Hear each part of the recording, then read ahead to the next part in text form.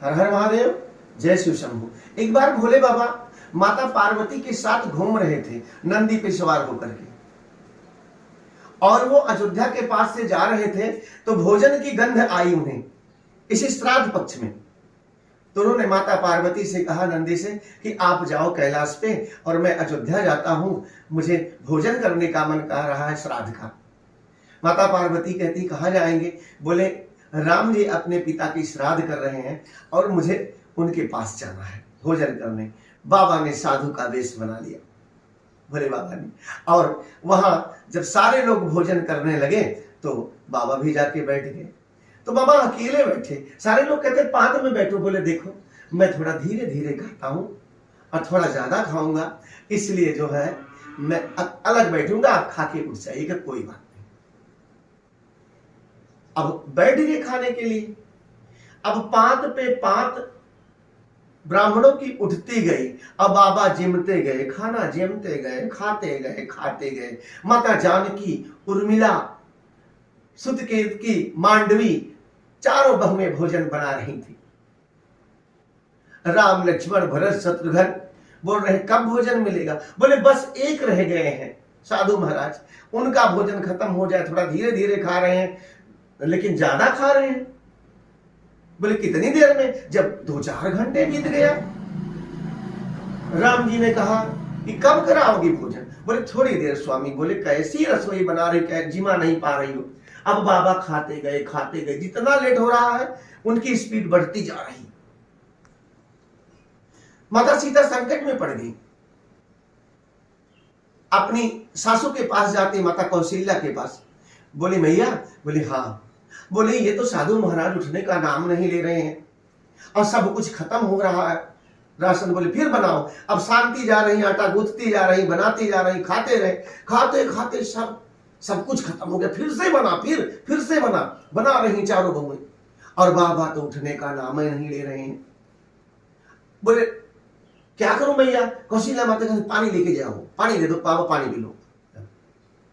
ले गए पानी। बोले बाबा कह दिए बाबा पानी पी लो। लास्ट में खाना दिया कि पानी पी लो।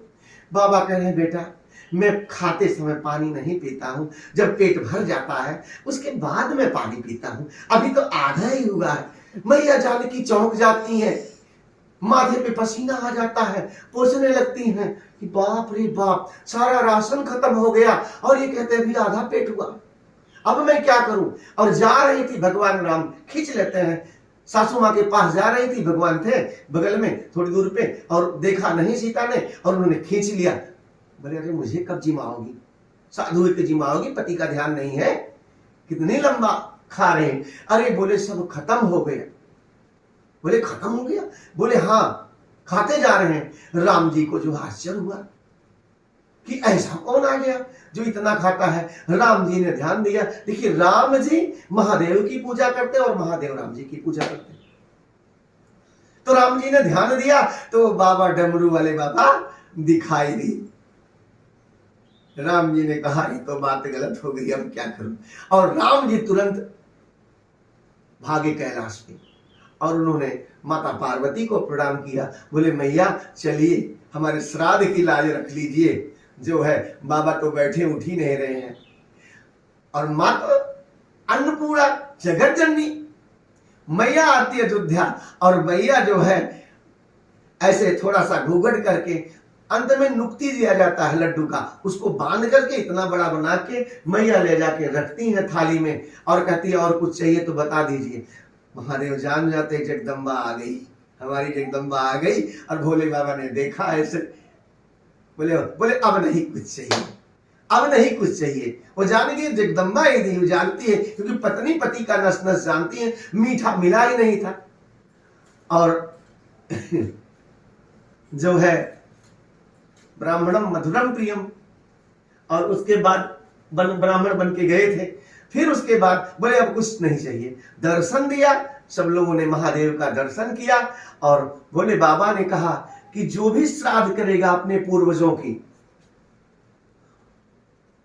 और उसका जो है फल बहुत मिलेगा, वो घर हमेशा आगे बढ़ता रहेगा, धन धान से पूर्ण होता रहेगा। और आशीर्वाद दिया और उसके बाद फिर कैलाश पे लौट आए। हर हर महादेव।